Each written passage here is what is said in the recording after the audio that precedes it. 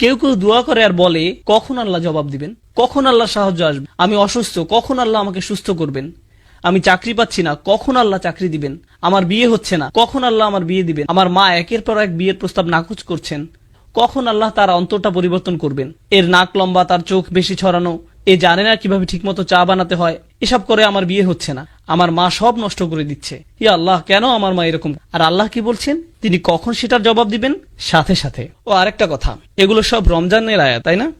তাই আপনি যদি সত্যি সত্যি চান আল্লাহ সাথে সাথে আপনার দোয়ার জবাব দিবেন রমজানে, আর আপনি যদি চান যে আল্লাহ আপনার কাছে আসবেন, তাহলে আগে নিজে আল্লাহর কাছাকাছি হন, বেশি বেশি কোরআন পড়ুন আর তারপর দোয়া করুন। কোরআন পড়ুন আর দোয়া করুন। রমজানে আপনার এরকমটাই করা উচিত। যখন আপনি বেশি বেশি দোয়া করা শুরু করবেন, তখন রমজান মাসটা উপভোগ করা শুরু করবেন। রমজানের আনন্দটাই হচ্ছে দোয়ার মাঝে। অর্থাৎ উনি বলছেন উজিবু, আমি জবাব, তারপর উনি বলছেন দাওয়াতা দাঈ। কি শক্তিশালী শব্দ চয়ন। পূর্বে বলেছিলাম কোরআন মজিদে আমি কখন ব্যবহার করা হয়, মনে আছে? অনেক বেশি ভালোবাসা এবং অনেক বেশি রাগ প্রকাশ করার সময়। এখানে কোনটা? অনেক বেশি ভালোবাসা। এখন কার দেওয়ার জবাব দেয়া হয়? আপনি ভাবতে পারেন যে অনেক বেশি দোয়া করে তার। আমি বছরে একবার দুইবার দোয়া করি, যখন আপনার পরীক্ষা থাকে তখন দোয়া করেন ইয়া আল্লাহ আমার পরীক্ষা, আমিন। এখন কার দোয়ার জবাব দেওয়া হয়? অথবা গাড়ি চালানোর সময় লাল বাতি অতিক্রম করে গেলেন আর বিশাল জরিমানা দিতে যাচ্ছেন, তখন দোয়া করেন এই বলে ইয়া আল্লাহ ক্যামেরা এবং লাইসেন্স প্লেটের মাঝে কভার সৃষ্টি করে দাও, আমি যেন অথরিটি থেকে কোনো মেসেজ না পাই, ইয়া আল্লাহ। তখন আপনার আল্লাহকে স্মরণ হয়। কেউ যদি অনেকবার দোয়া করে তাহলে দোয়া শব্দটি ব্যবহার হয়, কিন্তু কেউ যদি শুধু একবার দোয়া করে সেটা প্রকাশ করতে ব্যবহার করা হয় দাওয়াতুন।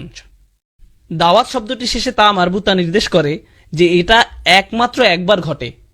যেমন দরাবায়ের অর্থ হলো প্রহার করা, কিন্তু দরাবাত মানে একবার প্রহার করা। আকালা মানে খাবার, কিন্তু আকালা অর্থ একবারের খাবার। তা মারবুতা এটাকে একবারের জন্য বানিয়ে দেয়। আল্লাহ বলছেন দাওয়াত দাঈ, প্রার্থনাকারীর একবারের প্রার্থনাতেও আমি সাড়া। লোকটি মাত্র একবারই দোয়া করলো, আল্লাহ বললেন না যে সারা বছর কোথায় ছিলে, তুমি জীবনে কখনো সালাত করনি, মাত্র একবার দোয়া করলে, ফাইন করিব, ভুলে যাও যে তোমার ডাকে সাড়া দিব।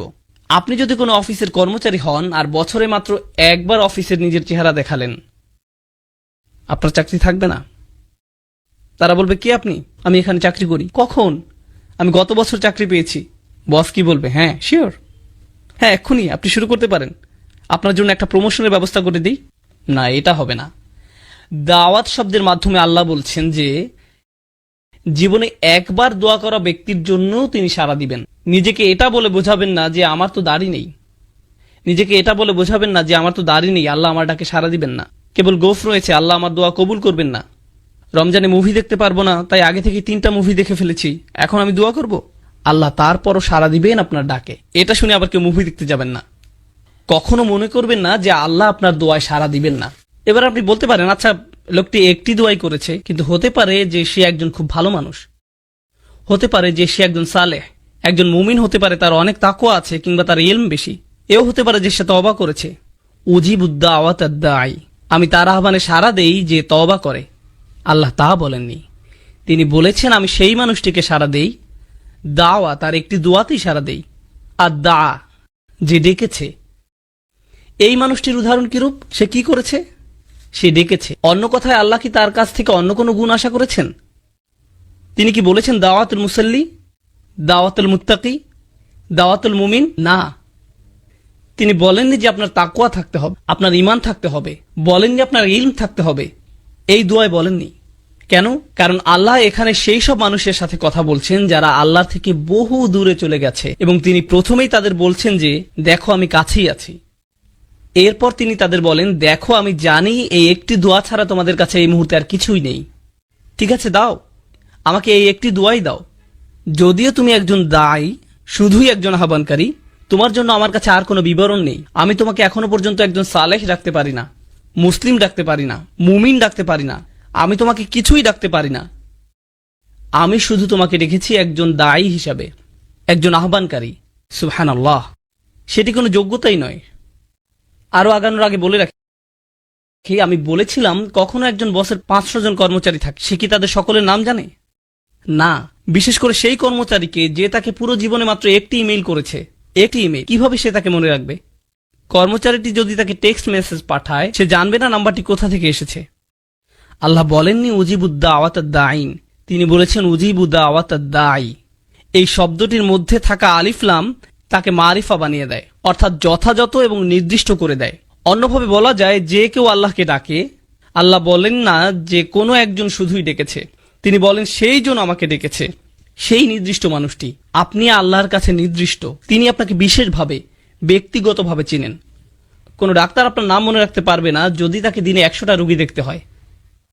সে এভাবে বলে চেষ্টা করবে, মুহাম্মদ কেমন আছো, চলে এসো। সবাই মুহাম্মদ, অন্তত সম্ভাবনা তো আছে। সে আপনাকে নামে চিনতে পারবে না। আপনি জানেন আমি মানুষের সাথে মিশি, আল্লাহ আমি তাদের সাথে মিশি। তখন আমি বলটা মরেছিলাম, একজন বয়স্ক ব্যক্তি আমার কাছে এলেন, বললেন, বেটা কেমন আছো? আমার মনে পড়ে তুমি খুব ছোট ছিলে, তখন মসজিদের ভিতর ছোটাছুটি করতে। আমি তখন মনে মনে ভাবছি, হায় আমি তো টেক্সাসে থেকে। কিন্তু মুখে বললাম, জি আমার মনে আছে। আমি কথা চালিয়ে গেলাম। আল্লাহ আজ্জা ওয়া জাল্লা নির্দিষ্ট রূপ পর্যন্ত চিনেন। আপনি হয়তো বলবেন, কোম্পানির সিইও কিভাবে আমার নাম জানবে? আমি তো শুধুই একজন নিরাপত্তা কর্মী। তার অবস্থান কত উঁচুতে আর আমি কত নিচু পর্যায়ে। কিভাবে একজন প্রেসিডেন্ট তার দেশের একজন অধিবাসীকে চিনবে? কিভাবে এটি সম্ভব? আপনারা সবাই যদি আমার কাছে এসে নিজেদের নাম বলেন, আমার কি মনে থাকবে? আমি জানি না, সত্যি আমি জানি না। কারো কাছে যদি আমার ফোন নাম্বার থাকে, প্লিজ কেউ ফোন নাম্বার নেবেন না, কিন্তু যদি থেকে থাকে, যদি আমাকে একটা SMS পাঠান আর আমার কাছে নাম্বারটি সেভ করা নেই, আমি কি জানবো এটা কে পাঠিয়েছে? আমি জানবো না কে পাঠিয়েছে। যখন আপনি আল্লাহকে ডাকেন, আল্লাহ বিশেষভাবে আপনাকে জানেন এবং তিনি তৎক্ষণাৎ আপনাকে সাড়া দিতে চান। তিনি আপনার সাথে তখনই নতুন সম্পর্ক শুরু করতে চান। গতকাল যা হয়েছে তা হয়ে গেছে, আজ থেকে শুরু করুন। আপনি আজই মুসলিম হয়ে উঠুন, আজ থেকেই আল্লাহকে ডাকতে থাকুন। উজিবু দাওয়াতাদ দাঈ। এবার যে প্রশ্নটি আপনাদের আগে করেছিলাম, যে সমস্যাটি আপনাদের দিয়েছিলাম, সেটা ছিল যে ধরুন আপনি একজন গুরুত্বপূর্ণ মানুষের সাথে দেখা করতে চান, সেটি কার শিডিউলে হবে, আপনার নাকি গুরুত্বপূর্ণ ব্যক্তির? গুরুত্বপূর্ণ ব্যক্তিটির শিক্ষামন্ত্রীর সাথে দেখা করতে চাইলে আপনি তার মন্ত্রণালয়ে হেঁটে গিয়ে তাকে বলবেন না যে হেই চলুন আপনার সাথে আমার 1 মিনিট কথা আছে। আমি ডিসিতে গিয়ে বলবো না যে ওবামার সাথে আমার পিৎজার স্লাইস খাওয়া প্রয়োজন। আপনি এমনি এমনি প্রেসিডেন্টের কাছে যেতে পারবেন না। আপনি যদি একজন কর্মচারী হন, যেমন কেউ যদি আগে মাইক্রোসফটে কাজ করত যখন বিল গেটস ছিল, আপনি বলবেন, হেই বিল আমার সাথে পিৎজা খাবে? আপনি সেটা করবেন না, আপনার জন্য তার সময় নেই। আল্লাহকে ডাকার ভালো সময় কোনটি? মানুষ বলে কোন সময়টি আল্লাহর কাছে দোয়া করার জন্য উত্তম, মানুষ তাই বলে। আর অবশ্যই আমরা রমজান নিয়ে কথা বলছি। তিনি কি বলেন এই ব্যাপারে? তিনি বলেন, উজিবু দাওয়াতা দাঈ ইজা, যে কোনো সময়, যে কোনো সময়, দাআনি যখনই সে ডেকেছে, যখনই তুমি আমাকে ডাকবে তখনই আমি তোমাকে সাড়া দিব। সকালে ডাকো আমি সাড়া দিব, বিকেলে ডাকো আমি সাড়া দিব, ঘুমোতে যাওয়ার আগে ডাকো আমি সাড়া দিব। সুবহানাল্লাহ।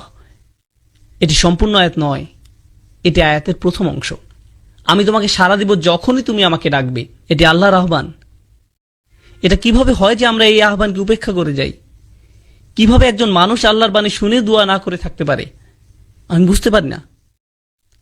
তারপর তিনি বলেন, এতক্ষণে আমি তোমাকে আহ্বান করলাম, আমার আহ্বান হলো আমি তোমার কাছেই আছি, আমি যে কোনো সময় তোমার ডাক শুনতে প্রস্তুত।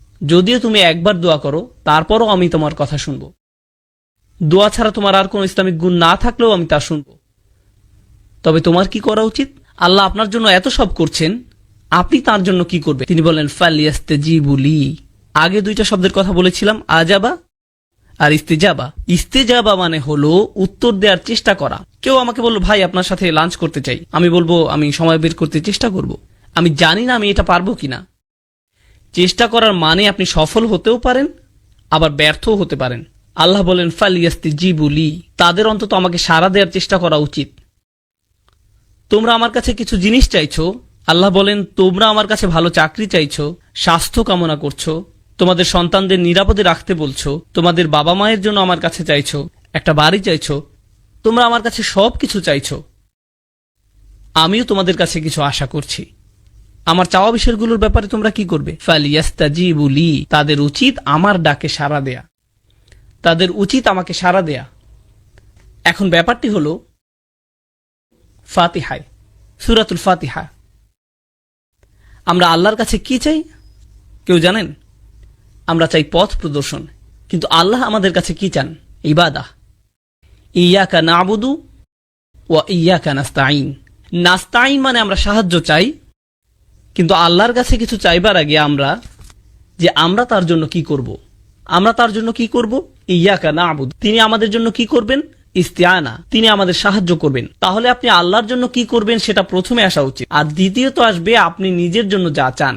কিন্তু রমজানের এই আয়াতগুলোতে তিনি বলেন আমি তোমাকে সাড়া দিব যখনই তুমি আমাকে ডাকবে। এরপরে তিনি বলেন তোমার উচিত আমাকে সাড়া দেয়া। তিনি বলেননি আমাকে সাড়া দিলে পরে আমি তোমাকে সাড়া দিব। সুবহানাল্লাহ। এমনকি তিনি নিজেকে দ্বিতীয় পজিশনে রেখেছেন, এবং এই আয়াতে প্রথমে রেখেছেন আপনাকে আর আমাকে, তিনি নিজেকে রেখেছেন দ্বিতীয় পজিশনে। ফালিয়াস্তাজিবু লি, তাদের উচিত আমার প্রতি সাড়া দেয়া, খাঁটে ঈমান আনা, আমাকে প্রকৃত রূপে বিশ্বাস করা তাদের উচিত। লাআল্লাহুম ইয়ারশুদুন, যাতে তারা সরল পথে পরিচালিত হতে পারে, তারা যেন নিজেদের বদলে নিতে পারে। সুবহানাল্লাহ। রমজানের এই কিছু আয়াত আপনাকে পরিবর্তন করে দিতে পারে, রমজান সম্পর্কে আপনার দৃষ্টিভঙ্গি সম্পূর্ণ বদলে দিতে পারে। আমরা যদি এই কয়েকটি আয়াতই শুধু অনুধাবন করি, এদের প্রতিফলন ঘটাই, তবে কোরআনের সাথে, দোয়ার সাথে, আল্লাহর সাথে আপনার যে সম্পর্ক তৈরি হবে তা রমজানের পরবর্তীকালীন সময়ের জন্যও সম্পন্ন হয়ে যাবে। এই সকল জিনিস আপনার অন্তরে গেঁথে দিতে হবে।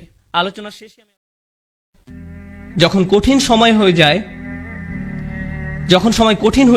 ওয়া ইন আসাবাতহু ফিতনাতুন ইনকালাবা আলা ওয়াজহিহি, এবং যদি কোনো পরীক্ষায় পড়ে তখন মুখ ঘুরিয়ে নেয়। তার মানে কি? তার মানে আমি আল্লাহর কাছে কিছুই চাই না। কিভাবে তিনি আমাকে ছেড়ে গেলেন? কেন তিনি আমাকে বিপদে ফেললেন? আমাদের সময় এটা উপলব্ধি করা খুবই সহজ।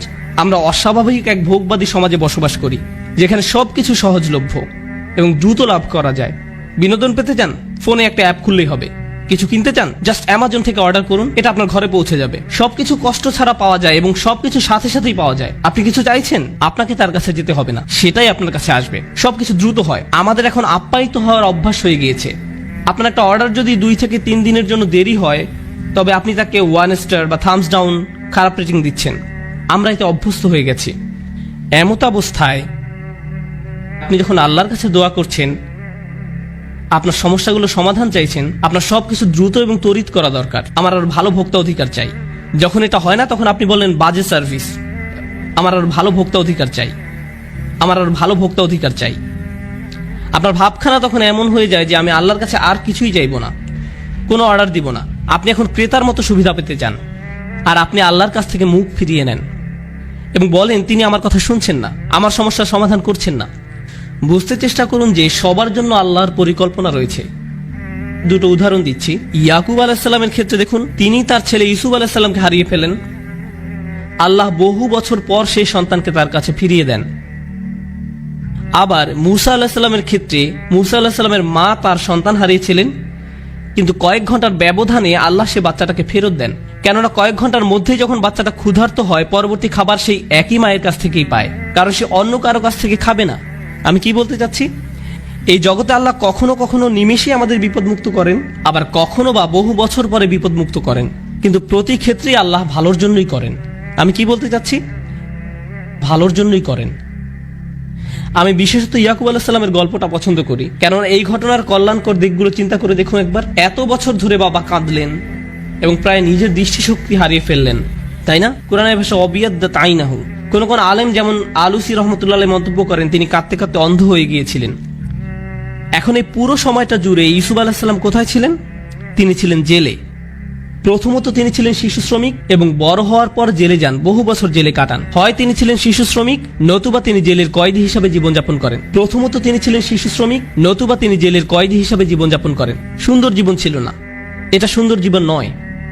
কিন্তু এরপরও যখন তিনি রাজার স্বপ্নের অর্থ বলেন এবং সেই স্বপ্নের অর্থ হয় যে পুরো অর্থনীতিতে 7 বছরের মধ্যে ধস নামবে, মানুষজন দুর্ভিক্ষে মারা যাবে, একজনই তখন সেই সমস্যার সমাধান জানতেন, তিনি হলেন ইউসুফ আলাইহিস সালাম। যদি তিনি জেলে না থাকতেন তাহলে রাজাকে সাহায্য করতে পারতেন না। বুঝতে পেরেছেন? যদি ইউসুফ আলাইহিস সালাম পুরোটা সময় নিজের বাবার সাথে কাটাতেন তাহলে এমন ঘটনা ঘটতো না। তাই এখন যেহেতু তিনি সেখানে রয়েছেন এবং স্বপ্নের ব্যাখ্যা দেন এবং বলেন আমিই পারবো সমস্যার সমাধান করতে, আমাকে সম্পদ রক্ষার দায়িত্ব দিন, আমিই পারবো সমস্যার সমাধান করতে, আমাকে সম্পদ রক্ষার দায়িত্ব দিন, এবং তিনি যখন এই কাজগুলো সম্পাদন করেন তখন কি হলো? লাখ লাখ বাবা মাকে আর কাঁদতে হয়নি, কারণ তাদের সন্তান ক্ষুধার যন্ত্রণায় মৃত্যুবরণ করেনি। একজন বাবা তার সন্তানের জন্য বহু বছর কাঁদলেন, কিন্তু তার একার কান্নায় আল্লাহ হাজার হাজার পরিবারকে কান্না থেকে বাঁচিয়ে দেন। কারণ তিনি যদি অর্থনীতি এবং ফসল না বাঁচাতেন, পুরো দেশটাতে খরা হতো, মানুষ দুর্ভিক্ষে মারা যেত এবং যুদ্ধ সহ বিভিন্ন সমস্যার সূত্রপাত হতো। আপনাদের সূরাতুর রহমান নিয়ে কিছু বলবো, এরপর সূরাতুল ওয়াকিয়াতে যাব। আসলে না, সূরাতুল ওয়াকিয়া দিয়ে শুরু করি। সূরাতুল ওয়াকিয়াটি একটু বড় সূরা। এই সূরাটির শুরুতে আপনি দেখবেন জান্নাতে যাওয়া কিছু মানুষের কথা বলা আছে। السابقون السابقون أولئك المقربون في جنات النعيم ثلة من الأولين وقليل من الآخرين। একদম সর্বপ্রথম সামনের ভিআইপি সিটে বসা লোক, যেগুলো জান্নাতে যাবে, যারা জান্নাতে যাবে, ওনারাই হলেন সূরাতুল ওয়াকিয়ার আলোচ্য মানুষগুলোর অন্যতম। আচ্ছা বলুন তো, এই সর্বপ্রথম অগ্রগামী কারা? কি না, নবীগণ ছাড়া অগ্রগামীগণ কারা? সাহাবা। হ্যাঁ, কিন্তু সেটা তাদের যুগের জন্য। আল্লাহ বলছেন ওয়াকালিলুম মিনাল আখিরিন। কেন জানেন? প্রত্যেক প্রজন্মেই তাদের নিজস্ব সাবিকুন আছে। প্রত্যেক প্রজন্মেই 2015 সালের নিজস্ব সাবিকুন আছে, 2025 সালেরও কিছু নিজস্ব সাবিকুন আছে, 2055 সালেও যদি আল্লাহ ততদিনে কিয়ামত না আনেন, তাহলে তখনও সে কালের সাবিকুন থাকবেন। বুঝতে পারছেন? এখনো শেষ না, কিন্তু প্রত্যেক জাতিরই নিজস্ব সাবিকুন থাকবেন। শুধু পার্থক্যটি হল প্রথম যুগের সাবিকুনদের অনুপাত শতকরা হার বেশি ছিল। আপনাদের এটা একটা উদাহরণ দিয়ে বুঝিয়ে দিচ্ছি। কল্পনা করুন 800 জন মানুষ একটি পরীক্ষা দেয়। যদি সাহাবীদের সময় ইমানের এই পরীক্ষা 800 জন মানুষ দেয়, তাহলে 750 জনই 90% বেশি নাম্বার পাবে। তো তারা হলেন গোল্ডেন এ প্লাস। কিন্তু প্রজন্ম যেতে যেতে তখনও মানুষ 90-এর বেশি পাবে, তবে শতকরা হার নেমে যাচ্ছে। ধরুন 800 হতে মাত্র 50 জন বা 800 জনে মাত্র 20 জন 90-এর বেশি পেয়েছে। বুঝতে পারছেন? তাই অকলিলুম মিনাল আখিরিন, আরো কম পরবর্তীদের মধ্যে। কম মানুষ না, কিন্তু শতকরা হার কম। সাহাবীগণের সময়ে এ প্লাসের হার বেশি, তাই সামগ্রিক গুণ অনেক অনেক বেশি। আমাদের প্রতিযোগিতা কম, তাই সামগ্রিক গুণ অনেক কম। তবে প্রতিযোগিতা প্রত্যেক প্রজন্মেই থাকে। তো যাই হোক, সূরাতুল ওয়াকিয়ার প্রথম বিষয় হলো আস-সাবিকুন। এই সূরার দ্বিতীয় বিষয় হলো আসহাবুল ইয়ামিন। মা আসহাবুল ইয়ামিন ফাসহাবুল মাইমানাতি মা আসহাবুল মাইমানা। ডান পাশের মানুষজন। আস-সাবিকুনদের সাথে ডান পাশের মানুষজনের পার্থক্য কি? সাবিকুনদের বলতে পারবেন সংরক্ষিত, এক্সক্লুসিভ। আর ডান পাশের যেই মানুষজন হলেন বাকি আমরা সকলে, জান্নাতের ইকোনমি ক্লাস। আল্লাহ আমাদের সাবিকুনদের অন্তর্ভুক্ত করে দিন। কিন্তু অন্তত পক্ষে ডান পাশের মানুষজন থাকা মানে তারা জাহান্নামে যাবে না, এরা যাবে জান্নাতে। এরা হলেন দ্বিতীয় বিষয়। ঠিক আছে? এখন অন্যদিকে কারা আছে? ডান পাশে মানুষ আছে, আবার বাম পাশেও মানুষ আছে। এরপর আল্লাহ বাম পাশের মানুষদের নিয়ে বলছেন 3 ধরনের মানুষ এখন পর্যন্ত। প্রথমে অভিজাত শ্রেণী, এরপর ডান পাশের মানুষ, এরপর বাম পাশের মানুষ, তাই না? এরপর চতুর্থ বিষয়, আল্লাহ কিছু প্রশ্ন করেছেন। আফারাআইতুম মা তুমনুন, আফারাআইতুম মা তাহরুসুন, আফারাআইতুমুল মা আল্লাযী তাশরাবুন, আফারাআইতুমুন নার আল্লাতী তুরুন। তিনি সব অদ্ভুত প্রশ্ন করেছেন। তোমরা কি বাচ্চা সৃষ্টি করো নাকি আমরা বাচ্চা সৃষ্টি করি? তোমরা ফসল ফলাও নাকি আমরা ফসল ফলাই? তোমরা আগুন জ্বালাও নাকি আমরা আগুন জ্বালাই? তোমরা আকাশ থেকে পানি নামাও নাকি আমরা আকাশ থেকে পানি নামাই? মানে আল্লাহ মানুষকে আল্লাহ যা সৃষ্টি করেন সেই বিষয়ে চিন্তা করতে বলছেন। মানে আল্লাহ যে সৃষ্টি করেন তা, তোমরা কিছুই সৃষ্টি করো না, আল্লাহই সবকিছু সৃষ্টি করেন, তোমাদের কোনো সৃষ্টিশীলতা নেই। এই যে আল্লাহর সৃষ্টিকে চতুর্থ প্রকার বিষয় হিসেবে বলা হচ্ছে 4টি।